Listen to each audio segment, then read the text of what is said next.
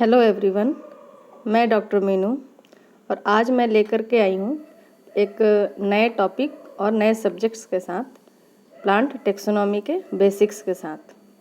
और ये हमारे यूजी सेमेस्टर 2 CC 4 का एक पार्ट है और सेमेस्टर 2 के ही जनरल सेक्शन के DSE 2 का भी पार्ट है। तो चलिए सबसे पहले समझते हैं कि प्लांट टेक्सोनॉमी क्या है। Plant taxonomy is one of the earliest disciplines of the botany. ये बहुत ही अर्लीस्ट डिसिप्लिन्स यानी अर्लीस्ट जो भी सब्जेक्ट्स हैं उस पर बिलोंग करता है बॉटनी के। It was started as folk taxonomy और ये फोक टेक्सोनॉमी के रूप में स्टार्ट हुआ था इन अर्लियर 15th सेंचुरी। आज के डेट में the concept and scope of taxonomy has changed a lot और अभी हम लोग इसमें बहुत सारे बदलाव देखते हैं। The tropical countries with rich flora are under threat।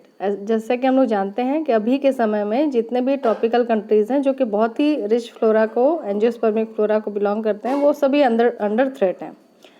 So far about मतलब more than 4 millions plants aspects are identified of which 2,86,000 are of angiosperms।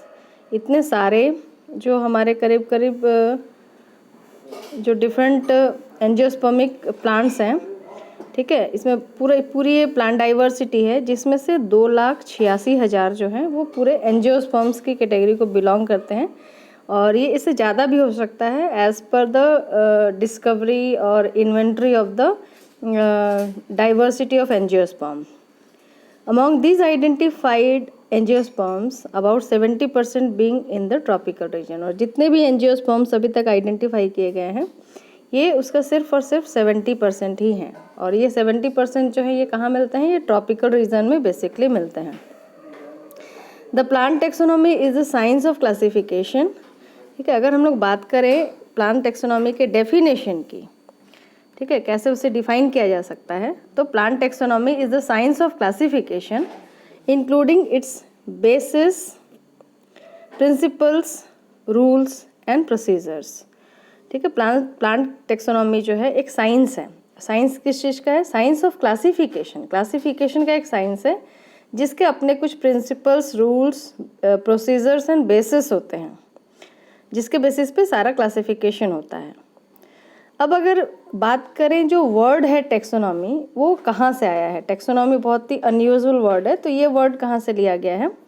तो it's comes from the Greek word taxis and nomos. ठीक है, ये Greek word taxis और नोमस दोनों को मिला करके बना है। टैक्सिस जो वर्ड है उसका मतलब होता है अरेंजमेंट और नोमस वर्ड का मतलब होता है लॉ और रूल। ठीक है, तो अगर इसको हम लोग कोऑर्डिनेट करें तो क्या मतलब निकलता है कि arrangement with followed by a rule. ठीक है, अरेंजमेंट करना है प्लांट्स को उसके प्रॉपर पोजीशन पे क्लासीफाई करना है और इस पूरे क्लासिफिकेशन के लिए कोई रूल को, सर्टेन रूल को फॉलो किया जाता है।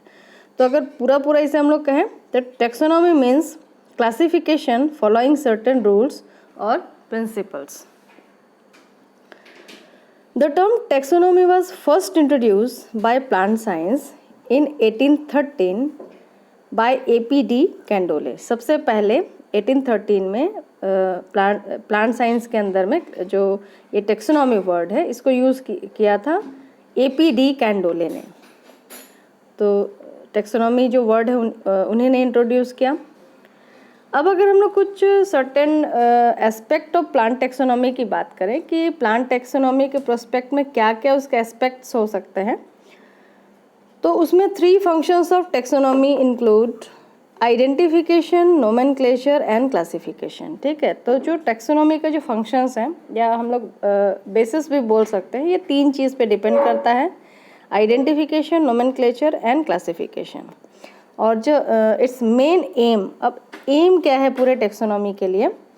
To provide a convenient method of identification, communication about a taxa and provide a classification which is based on natural affinities of the plants as far as possible। ठीक है, तो ये क्या है, मेन एम क्या है पूरे टेक्सोनॉमी को करने का या क्लासिफिकेशन को करने का? तो पहला तो चीज़ है कि एक कन्वीनियंट मेथड डेवलप करना for the identification of plants फिर उसको हम लोग क्या करते हैं, कम्युनिकेट करते हैं, कम्युनिकेशन अबाउट टैक्सा। टैक्सा क्या है कि हर एक लेवल पे एक मतलब जितने भी हायरार्कियल लेवल है उसके यूनिट्स को हम लोग कहते हैं टैक्सा। ये किसी भी हायरार्कियल लेवल पे यूज़ हो सकता है। एंड प्रोवाइड ए क्लासिफिकेशन, ठीक है, आइडेंटिफिकेशन हो गया, कन्वीनियंट मेथड का एक मेथड डेवलप हो गया आइडेंटिफिकेशन के लिए। और आइडेंटिफिकेशन करने के लिए हमें किसी भी प्लांट्स को क्लासीफाई करना होता है, क्लासीफाई कर करके उसके प्रॉपर प्लेस पे उसको प्लेस करना होता है प्रॉपर हायरार्की पे। और उसके बाद में वो पूरे प्रोसेस को करते करते वो जो स्पेसिमेन है, प्लांट स्पेसिमेन है, वो आइडेंटिफिकेशन उसका हो जाता है। और आइडेंटिफिकेशन होने के बाद में एक बार अगर वो आइडेंटिफाई हो गया तो फिर उसे नोमेनक्लेट किया जा सकता है, ठीक है। तो इसीलिए इसे हम लोग कहते हैं कि पूरे टेक्सोनॉमी जो है वो 3 जो ब्रॉड पिलर्स हैं उस पर खड़ा है, ठीक है। आइडेंटिफिकेशन के प्रोसेस में क्लासिफिकेशन एंड में नोमेनक्लेचर।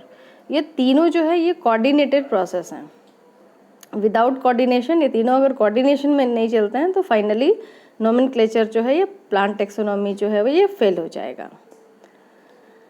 अब प्लांट टेक्सोनॉमी के विषय में तो हमने समझ लिया। अब बात है कि क्या ऑब्जेक्टिव हैं इस सब्जेक्ट को पढ़ने के, क्या फ़ायदे हो सकते हैं, ठीक है, या किस एम से ये सब्जेक्ट को डेवलप किया गया है। तो सबसे फर्स्ट जो है ये है to prepare a scheme of classification, क्योंकि ये पूरा टेक्सोनॉमी हम लोगों को पता है एज पर रूल्स डेवलप किए जाते हैं प्लांट्स को क्लासीफाई करने के लिए, ठीक है। तो इसी के बेसिस पे ये स्कीम ऑफ क्लासिफिकेशन सबसे फर्स्ट है जो ऑब्जेक्टिव है हमारा प्लांट टेक्सोनॉमी के लिए। That provides phenetic, natural and phylogenetic relationships among plants, ठीक है। ये प्लांट में क्या कराता है, क्लासिफिकेशन के स्कीम को देता है। और वो क्लासिफिकेशन किस तरह का हो सकता है, फिनेटिक हो सकता है, नेचुरल हो सकता है, फाइलोजेनेटिक यानी इवोल्यूशनरी बेसिस पर भी हो सकता है, जो इवोल्यूशनरी रिलेशनशिप इस्टेब्लिश करता है अमॉन्ग द प्लांट्स। नेक्स्ट जो है to establish a suitable method for identification. Next जो इसका ऑब्जेक्टिव है कि एक सुटेबल मेथड, जो सबसे बेस्ट मेथड हो आइडेंटिफिकेशन के लिए प्लस नोमेनक्लेचर के लिए, ठीक है, with description of the plant taxa. और हर एक हायरार्कियल लेवल पे प्लांट में क्या ऐसे कैरेक्टरिस्टिक्स हैं, ठीक है। और एक टैक्सा मतलब एक हायरार्की लेवल में जो यूनिट है, जिस भी यूनिट के बारे में हम लोग बात कर रहे हैं, जैसे स्पीशीज़ लेवल पे इंडिविजुअल प्लांट स्पीशीज़ हो सकते हैं, जीनस लेवल पे इंडिविजुअल जीनस, या जीनस किससे बनता है, बहुत सारे स्पीशीज़ से मिलकर, तो यहाँ टैक्सा कौन होगा, स्पीशीज़ होगा, ठीक है। तो इस तरीके से एक डिस्क्रिप्शन होता है किसी भी लेवल पर प्लांट टैक्सा का, तो उसका आइडेंटिफिकेशन, नोमेनक्लेचर, उसका डिस्क्रिप्शन रेडी किया जाता है। ये भी एक ऑब्जेक्टिव है इसका। नेक्स्ट है to provide an inventory of plant, ठीक है। प्लांट का इन्वेंशन क्यों कहा जा रहा है, क्योंकि प्लांट को तो कलेक्शन किया जा रहा है, लेकिन जब तक उसको नोमेनक्लेट नहीं किया जाएगा उसके नाम से उसको पहचान नहीं मिलेगी, ठीक है। तो इसलिए इन्वेंट्री ऑफ प्लांट टैक्सा यहाँ पर कहा जा रहा है दैट सूट्स, ठीक है, जो को सूट करेगा लोकल लेवल पर भी, रीजनल लेवल पे और कॉन्टिनेंटल नीड्स, ठीक है। तो इसको इस तरीके से क्लासीफाई किया जाता है कि लोकल भी उसमें उसकी आइडेंटिटी बनी रहे, रीजनल भी बनी रहे, और कॉन्टिनेंटल लेवल पे यानी सब पूरे कंट्रीज़ में एक इक्विवेलेंट नेम से यानी सेम नेम से उसे आइडेंटिफाई किया जाए। To create an understanding of the evolutionary process. जब भी टेक्सोनॉमी होती है तो पुराने अगर प्लांट्स हैं तो उसे बहुत बार ऐसा होता है कि उसके आइडेंटिफिकेशन के लिए अगर फाइलोजेनेटिक रिलेशनशिप हम लोग बेस्ड कर रहे हैं, फाइलोजेनेटिक बेसिस क्लासिफिकेशन कर रहे हैं, तो उसको पुराने जो उसके फॉसिल्स फॉर्म में अवेलेबल प्लांट्स हैं और कार्बन डेटिंग के प्रोसेस है, उसके पूरे इवोल्यूशन प्रोसेस को भी समझा जाता है ताकि उसके बेसिस पे उसका क्लासिफिकेशन किया जा सके। तो इस तरीके से बहुत सारी इवोल्यूशनरी प्रोसेसेस के फाइंडिंग्स भी इसमें एक्सप्लोर हो जाते हैं। नेक्स्ट है to train the students of plant sciences, ठीक है। इसमें बहुत इंपॉर्टेंट चीज़ है कि प्लांट साइंसेस जो बॉटनी के जो स्टूडेंट हैं इस प्रोसेस से उसे ट्रेन किया जाता है, ठीक है। ट्रेन किस चीज़ के लिए किया जाता है, regard to diversity of organisms and their relationship with other biological branches. इसमें ट्रेनिंग दी जाती है कि जो भी प्लांट स्पीशीज़ हैं उसके आपस में रिलेशनशिप क्या है, उनके एनवायरनमेंट के संग में रिलेशनशिप क्या है, और ये जो पूरा क्लासिफिकेशन है इसमें एफिनिटीज़ और डिफरेंसेस के बेसिस पे ये पूरा क्लासिफिकेशन होता है, चाहे वो फाइलोजेनेटिक हो, नेचुरल हो, फिनेटिक हो, ठीक है। तो ये एक तरीके से डिफरेंट बायोलॉजिकल ब्रांचेस के संग में स्टेब्लिशमेंट भी होता है, क्योंकि हम लोग अभी मॉडर्न टेक्सोनॉमी में देखते हैं कि ये जो टेक्सोनॉमी यानी क्लासिफिकेशन का जो काम है या ऑब्जेक्टिव है, इसे हम लोग एनाटॉमी के संग में भी, प्लांट एनाटॉमी जिसको हम लोग कह सकते हैं उसके संग में भी जोड़ सकते हैं, एम्ब्रियोलॉजी के भी संग में जोड़ सकते हैं, इकोलॉजी के भी संग में जोड़ सकते हैं, उसके अलावा टेक्सोनॉमी में भी जोड़ सकते हैं, न्यूमेरिकल टेक्सोनॉमी में भी जोड़ सकते हैं। तो ये सभी मॉडर्न ट्रेंड्स हैं जो अभी जैसे जैसे टेक्निक इवॉल्व हो रहे हैं वैसे वैसे ये ट्रेंड्स भी बढ़ रहे हैं। तो अभी तक तो हमने बात किया ऑब्जेक्टिव ऑफ प्लांट टेक्सोनॉमी के बारे में। अब हम बात करेंगे कि किसी भी जगह के रीजनल फ्लोरा को एक्सप्लोर करना क्यों ज़रूरी है। ठीक है, किसी भी जगह का अगर हम लोग प्लांट्स को स्टडी करते हैं तो उसको क्यों क्लासिफाई करना, नोमेनक्लेट करना क्यों ज़रूरी है। तो इस टॉपिक के लिए हम लोग हमारा जो टॉपिक है that is AIIMS for the study of regional flora. ठीक है, रीजनल फ्लोरा को क्यों स्टडी, उसका क्या एम होगा। तो सबसे फर्स्ट है to know how to collect a specimen. ठीक है, एक स्पेसिमेन यानी प्लांट को किस तरीके से कलेक्ट किया जाता है, इसको एक जो कलेक्टर है या प्लांट कलेक्टर हम लोग कह सकते हैं, स्टूडेंट्स हो सकते हैं, डिफरेंट रिसर्चर्स हो सकते हैं, ठीक है, प्रोजेक्ट एनालिसिस करने वाले सभी हो सकते हैं। तो जो भी प्लांट्स के टेक्सोनॉमी में इंटरेस्ट रखेंगे, ठीक है, उसमें से कोई भी हो सकते हैं। एज पर हम लोग यहाँ एग्जाम्पल स्टूडेंट्स भी लेके चल सकते हैं। तो पहला चीज़ है कि कलेक्शन कैसे किया जा सकता है किसी भी फील्ड से प्लांट के स्पेसिमेन का, वो चीज़ सीखना, लर्निंग प्रोसेस जो है फर्स्ट एम है इसका। दूसरा, to know how to prepare specimen for future preservation.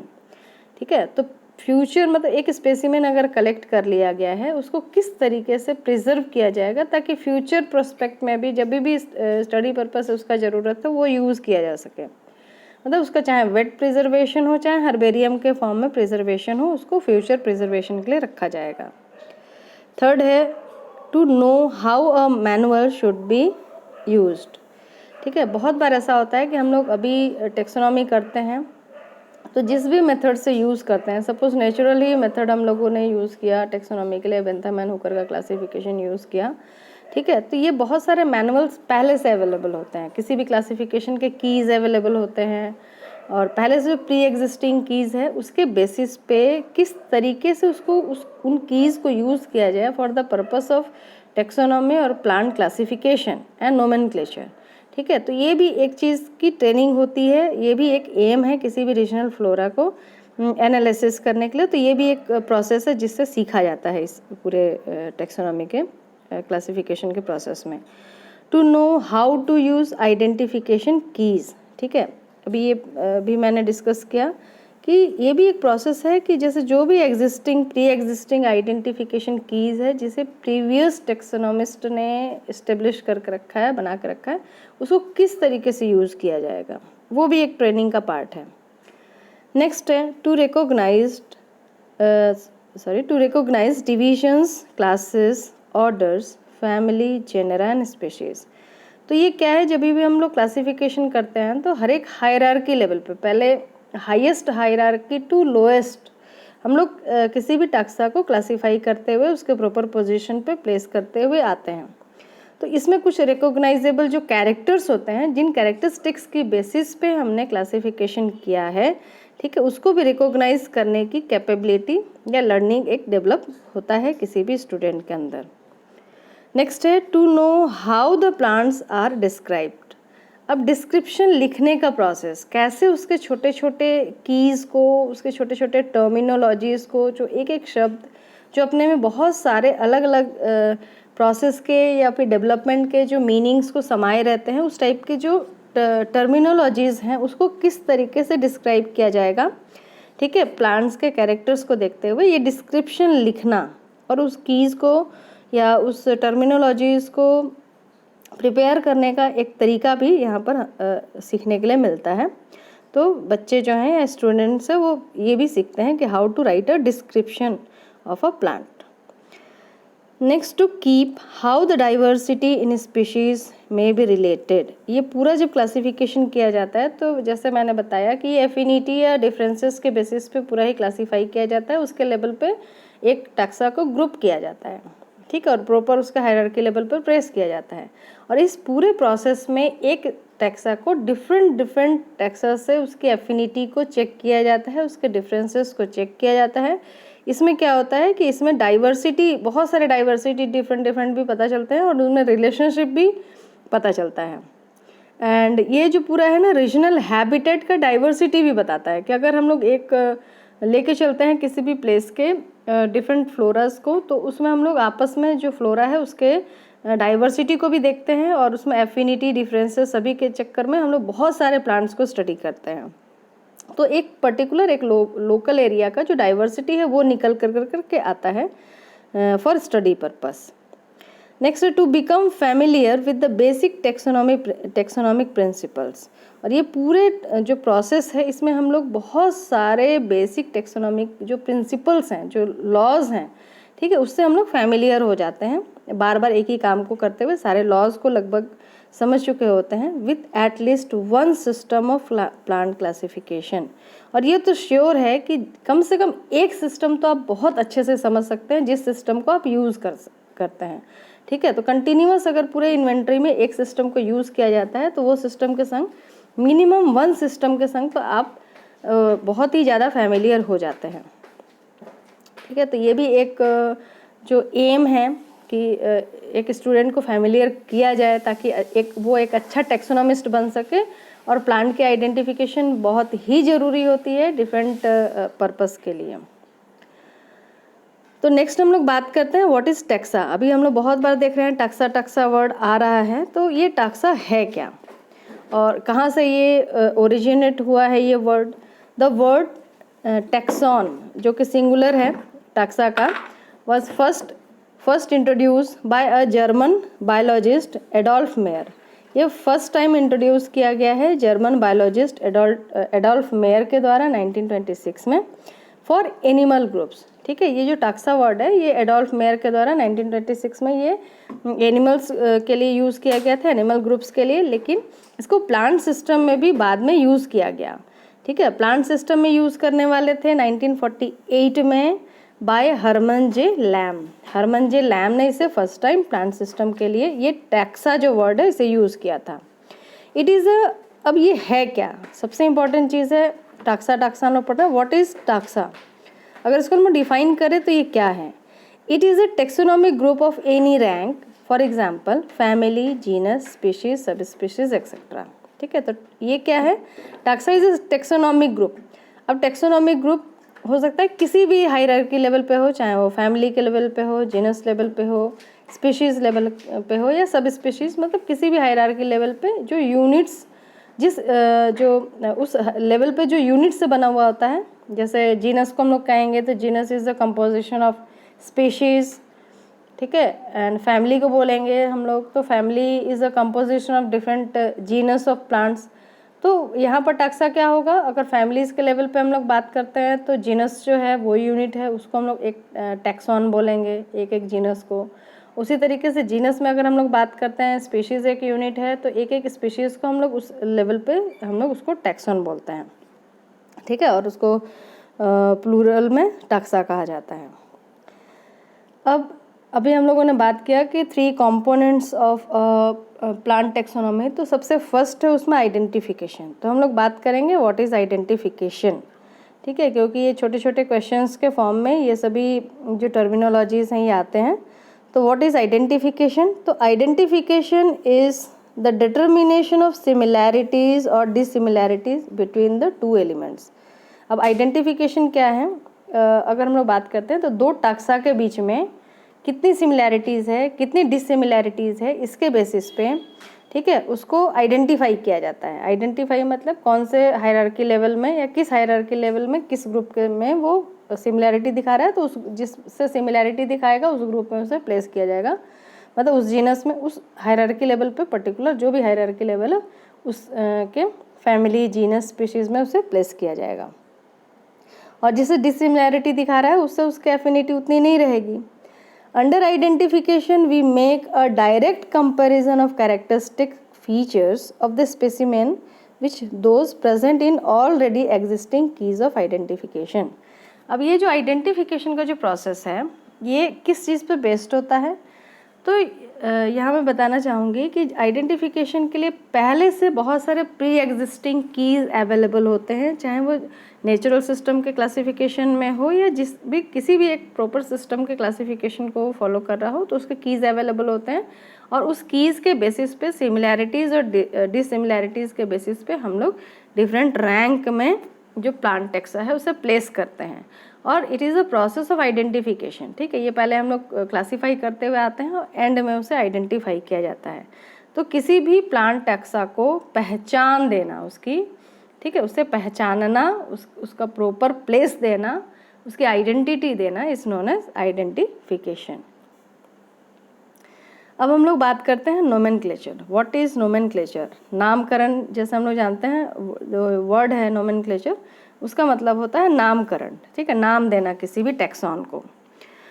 तो once taxon has been identified, एक बार अगर पहचान में आ गया कोई भी टैक्सॉन कि वो किस ग्रुप का है, किस फैमिली का है, किस जीनस का है, ठीक है, किस स्पीशीज़ का है, तो उस स्पीशीज़ लेवल पे जीनस और स्पीशीज़ एक बार अगर वो प्रॉपर वे में आइडेंटिफाई हो गया तो हम लोगों को पता है कि प्लांट का नोमेनक्लेचर जो है वो जीनस और स्पीशीज़ के बेसिस पर ही होता है। जीनस और स्पीशीज़ का जो नाम है वही मिलकर करके बाइनोमियल नोमेनक्लेचर के अंदर उस प्लांट का नाम बनता है। ठीक है, तो इसी तरीके से क्लासिफिकेशन आइडेंटिफिकेशन के बाद ऑटोमेटिकली ये जो नोमेनक्लेचर प्रोसेस है ये होता है, क्योंकि यहाँ पर जीनस और स्पीशीज़ नेम जो है वो डिफाइन हो जाते हैं। ठीक है, तो इसी तरीके से उसे एक प्रॉपर नाम भी मिल जाता है पूरे टेक्सोनॉमी के प्रोसेस में एक टेक्सॉन को। तो अगर हम लोग नोमेनक्लेचर को डिफाइन करेंगे तो nomenclature is the naming of tax on correctly. ठीक है, एक टेक्सॉन को उसका करेक्ट नेम देना, उसे हम लोग कहते हैं nomenclature. It is a precise and universal system of rules used by all botanist of the world for naming newly discovered plant. और ये जो हम लोग कहते हैं ना नोमेनक्लेचर का जो प्रोसेस है, एक यूनिवर्सल और प्रिसाइज सिस्टम ऑफ रूल्स को फॉलो करते हुए होता है, जिससे सारे विश्व के जो बॉटनिस्ट हैं वो सभी इक्वल, हम लोग कह सकते हैं इक्वली फॉलो करते हैं to discover a new plant. ठीक है, नया प्लांट के लिए जो अभी तक डिस्कवर नहीं हुआ है, जिसका अभी तक नामकरण नहीं हुआ है, आइडेंटिफाई नहीं किया गया है, उस टाइप के प्लांट्स को आइडेंटिफाई करके नोमेनक्लेट करने के लिए ये किया जाता है।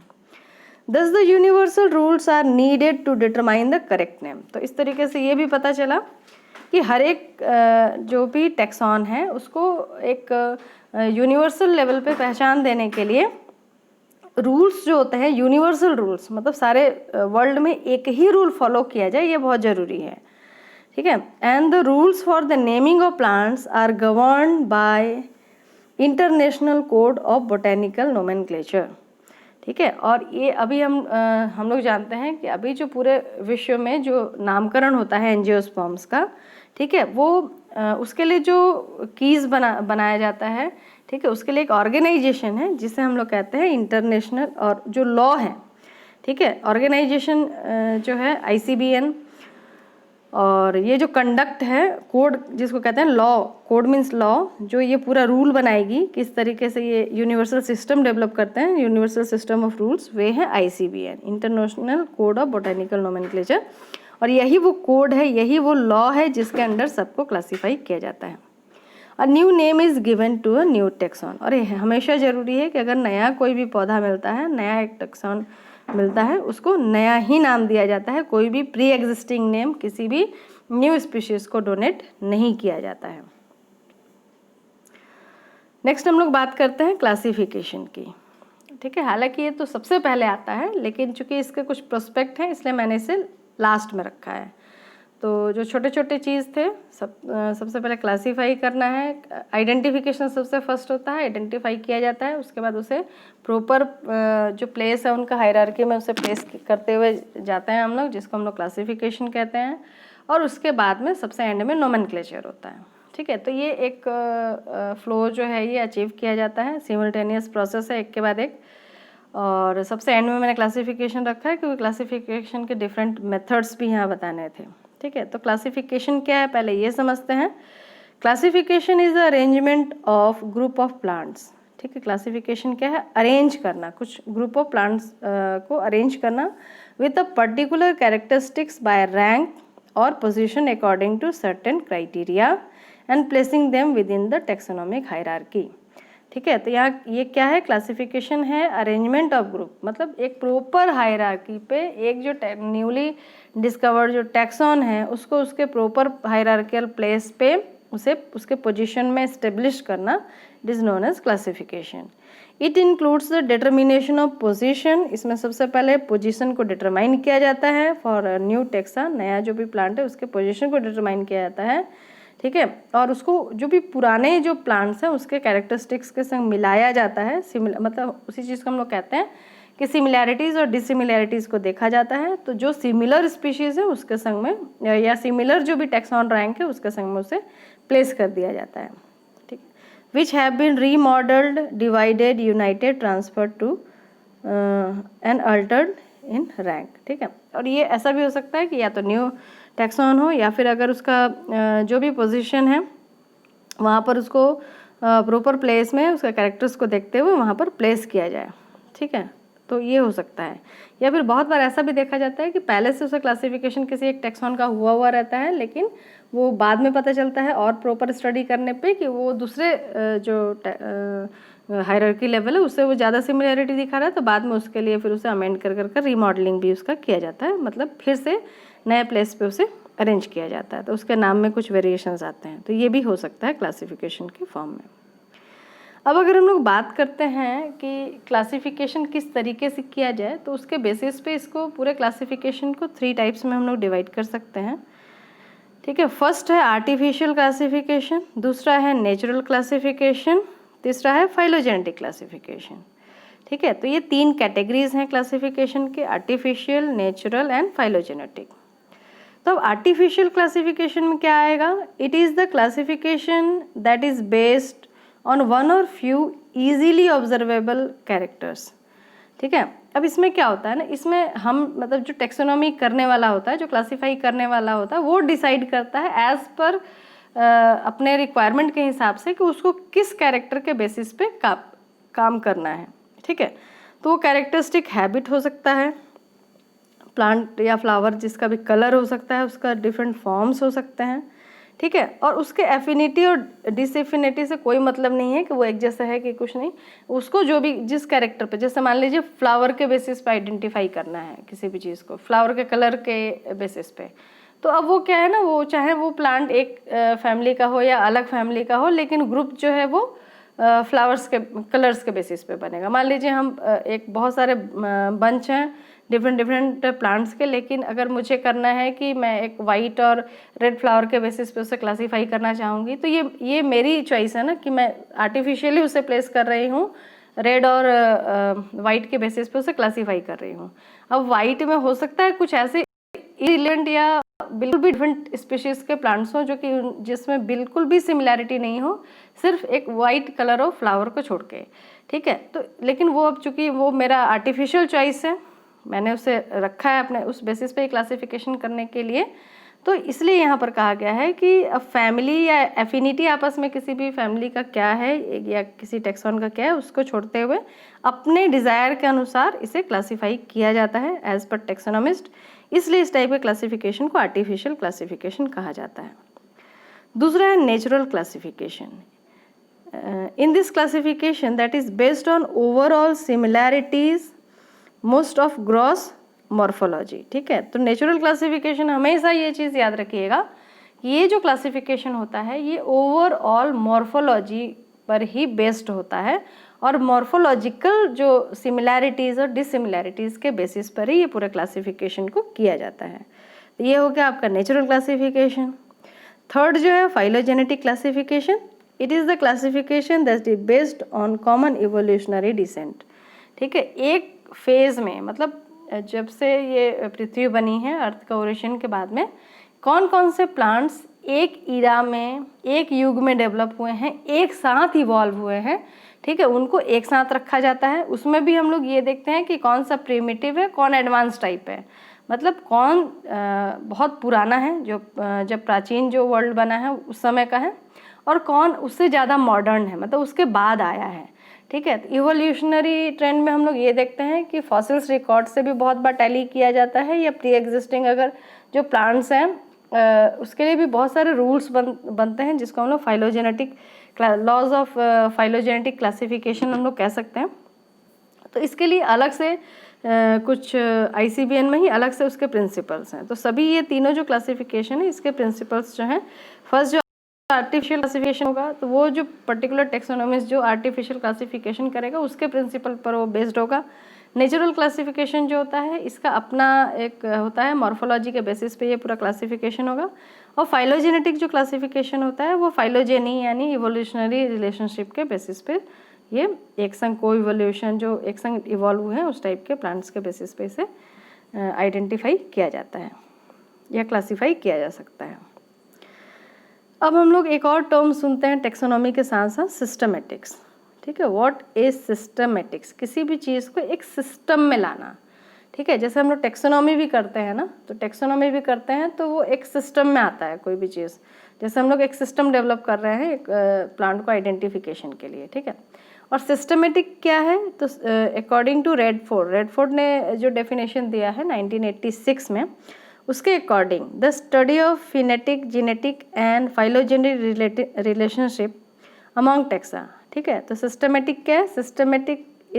Systematics is a study of phenetic मतलब जो आउटर जो हम लोग कह सकते हैं।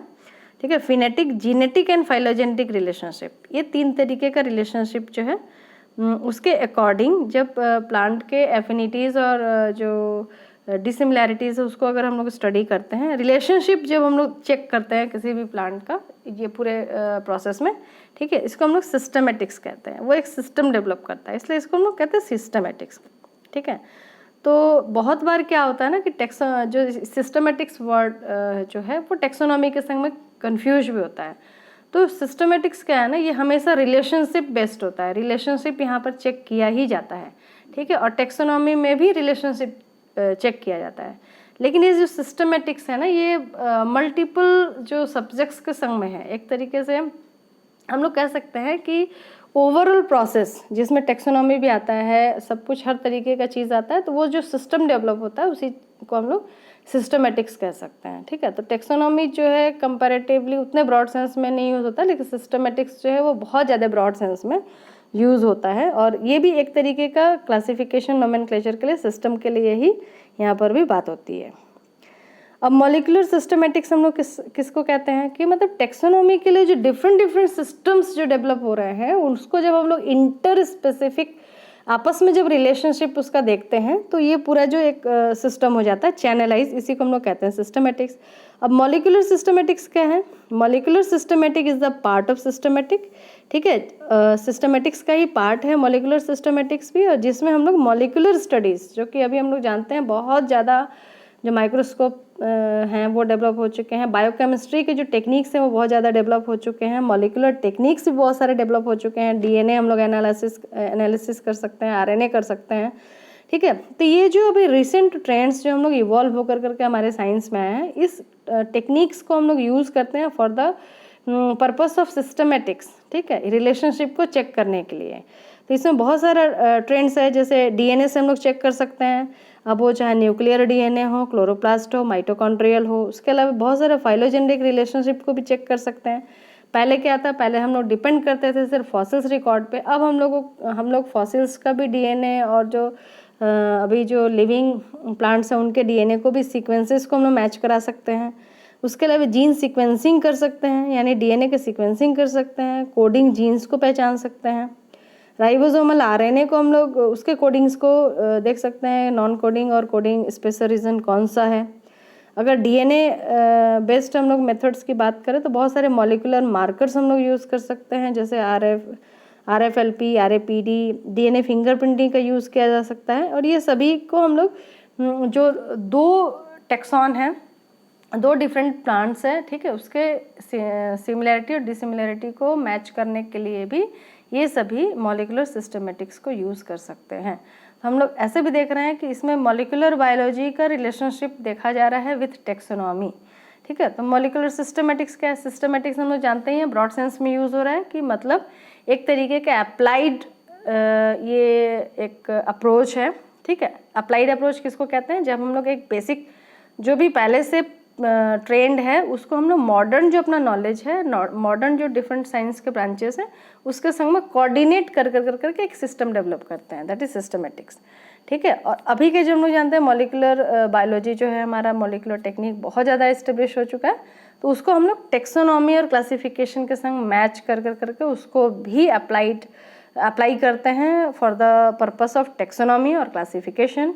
और किस चीज़ के लिए करते हैं कि हम लोग सिमिलैरिटीज़ और डिसिमिलैरिटीज़, जैसे डीएनए के एनालिसिस पर भी हम लोग कर सकते हैं, डीएनए फिंगरप्रिंटिंग के बेसिस पर भी दो प्लांट्स की कितने दोनों सेम हैं, एक स्पीशीज़ के हैं कि नहीं, कि क्या डिफरेंसेस है, ठीक है, उनके जीन्स में, तो ये हम लोग वहाँ पर भी स्टडी कर सकते हैं। तो ये जो हमारा टेक्निक है ये आता है मॉलिक्यूलर सिस्टमेटिक्स के अंदर, ठीक है।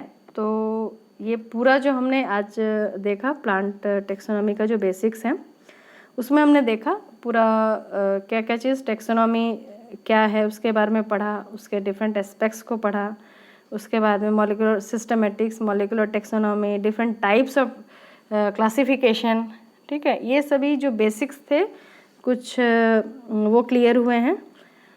और ये जो बेसिक्स का जो हमारा लेक्चर है ये मैं भी मतलब एक या दो पार्ट में और मैं करूं, क्योंकि इसके बाद में जो टेक्सोनॉमी का जो कुछ हिस्ट्री है जो मैं आपसे शेयर करना चाहूँगी। तो नेक्स्ट जो हम लोग वीडियो करेंगे, जो हम लोग नेक्स्ट लेक्चर में पढ़ेंगे, वो हम लोग हिस्ट्री ऑफ जो प्लांट टेक्सोनॉमी है उसके बारे में पढ़ेंगे, डिफरेंट फेजेस के बारे में, और उससे भी कुछ कुछ क्वेश्चंस आते हैं। तो यहाँ जो भी इस टॉपिक में हमने पढ़ा है बहुत सारे क्वेश्चंस आएंगे, क्योंकि सारे के सारे डेफिनेशन बेस्ड है, और ये 5 मार्क्स के क्वेश्चंस में इसे पूछा जा सकता है। जो हर एक टॉपिक हमने पढ़ा है उससे क्वेश्चंस जो है वो फॉर्म हो सकते हैं, ठीक है। तो उम्मीद है ये मेरा वीडियो आपको पसंद आया होगा और आपके बहुत ही काम का, आपके लिए बहुत ही हेल्पफुल होगा अपने स्टडीज़ के लिए। तो आज के लिए इतना ही। अगर मेरा ये वीडियो आपको पसंद आता है तो kindly subscribe my channel, like and share to all needy students, जिनको चाहिए उनके स्टडी में हेल्प हो सके तो प्लीज़ उनके संग भी शेयर करें। Thank you very much. Thanks for watching.